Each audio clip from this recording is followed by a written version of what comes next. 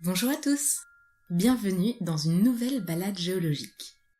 Aujourd'hui, nous voilà dans le Val d'Oise, à Vigny, sur le site des Carrières du Bois des Roches, dans la réserve naturelle du site géologique de Vigny-Longuesse.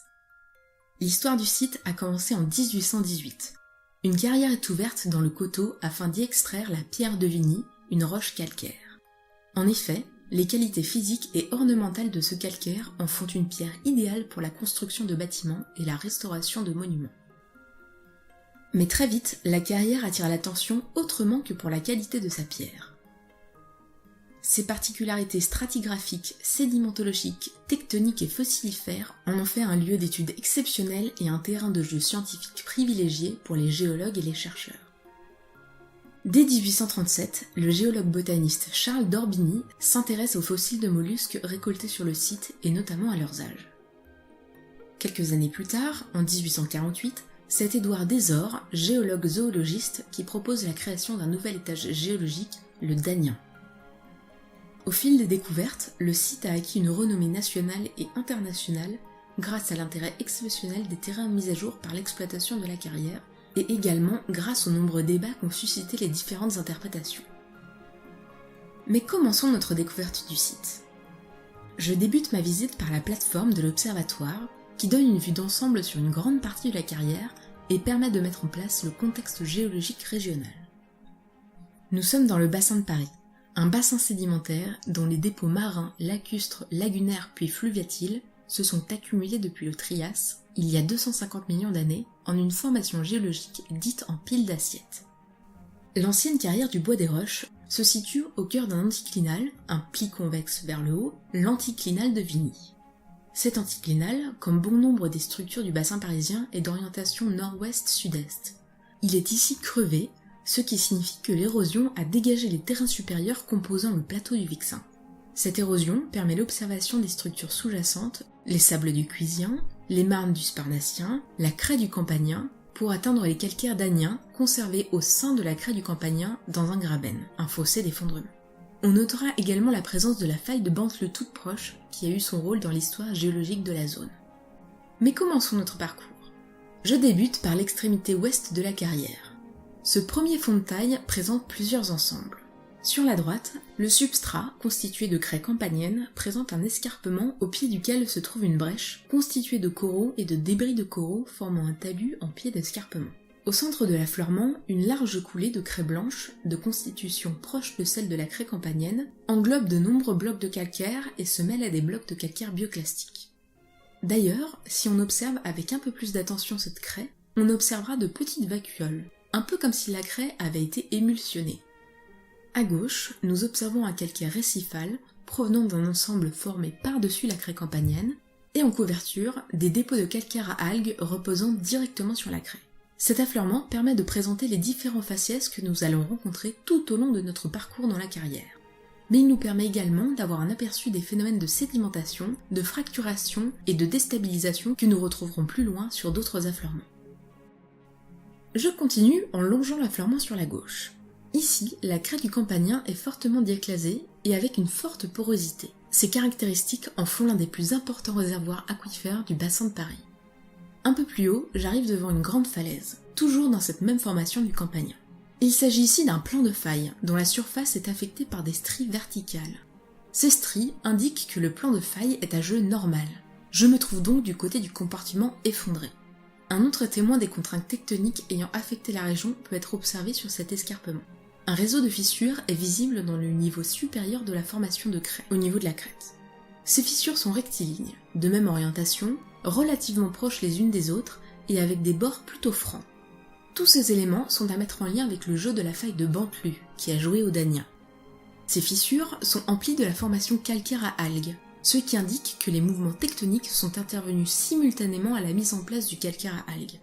Cette formation a petit à petit enfoui le paléoescarpement à mesure que les fissures se formaient. On pourra remarquer la teinte rouille recouvrant ces plans de faille striés. Il s'agit d'un encroûtement d'oxyde de fer. Cet enduit ferrugineux s'observe sur les surfaces longuement exposées en milieu sous-marin, ce qui témoigne de sa mise en place dans ce contexte-là.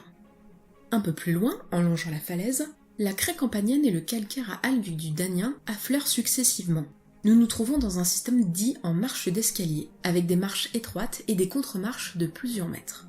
À cet endroit, le jeu de faille a affecté la craie en même temps que se déposait le calcaire à algues, et il a moulé la morphologie des escarpements. Nous retrouvons donc le calcaire à algues à la fois plaqué sur des reliefs verticaux et à la fois reposant sur des surfaces planes. Dans le haut de cet affleurement, nous pouvons relever la présence d'une formation présentant des strates inclinées. Il s'agit là encore de la formation du calcaire à algues du Danien, qui s'est déposé grâce à l'action de forts courants sous-marins.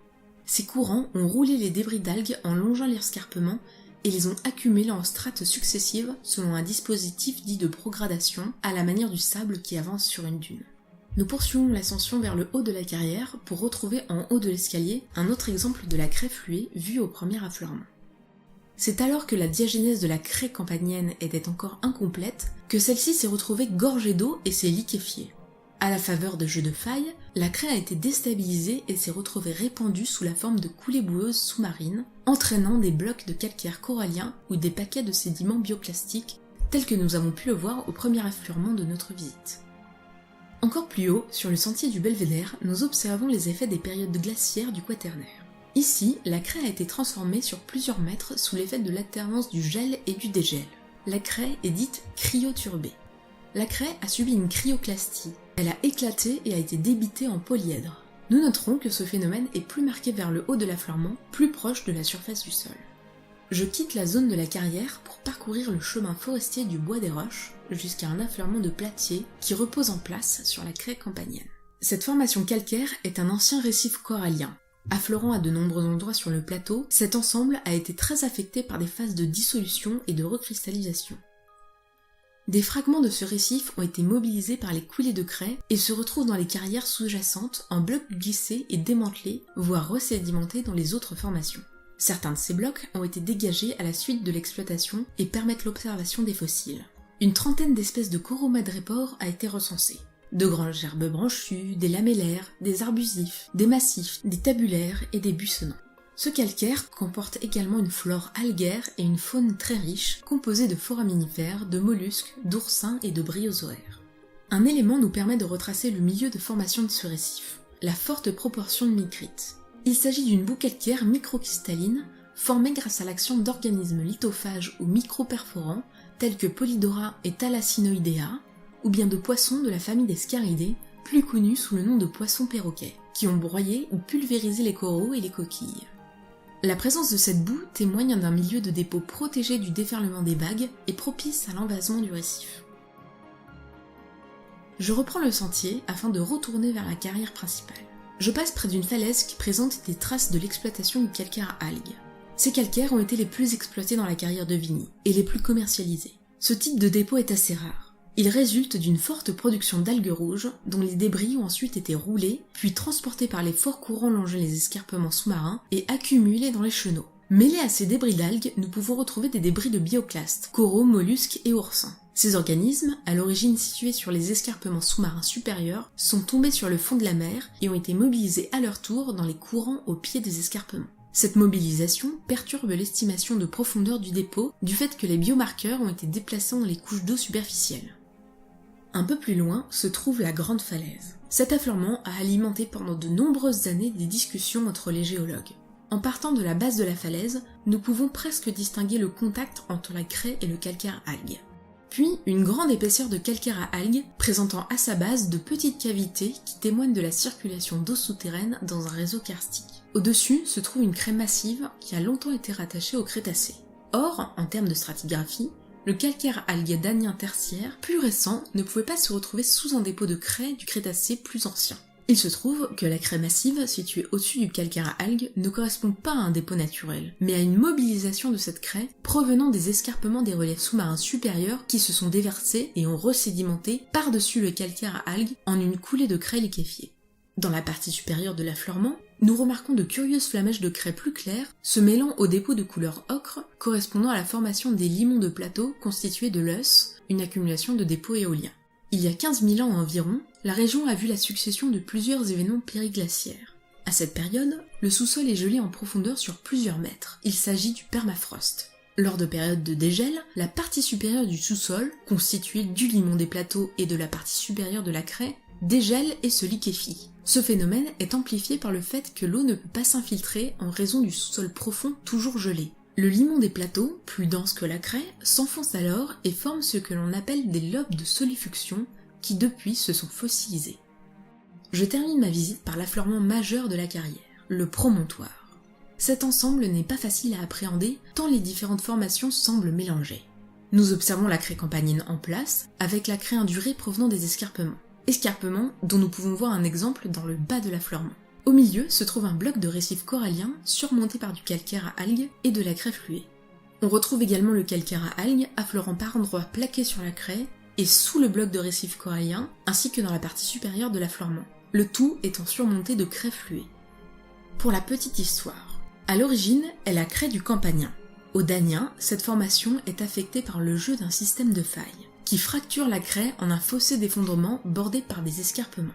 Dans ce chenal s'est déposé simultanément un calcaire à algues épousant les reliefs des escarpements, tandis que sa partie supérieure accueillait la formation d'un platier récifal. À la faveur de l'activation des failles, le platier récifal a été fracturé et déstabilisé, et la craie campanienne s'est liquéfiée. Le calcaire à algues servant de surface de glissement, des blocs de calcaire récifal ont basculé grâce à l'effondrement de coulées de craie, entraînant dans le même mouvement des blocs indurés de calcaire campanien provenant des paléo-escarpements. Le dépôt du calcaire à algues se poursuivant, il a enfoui les éléments déstabilisés.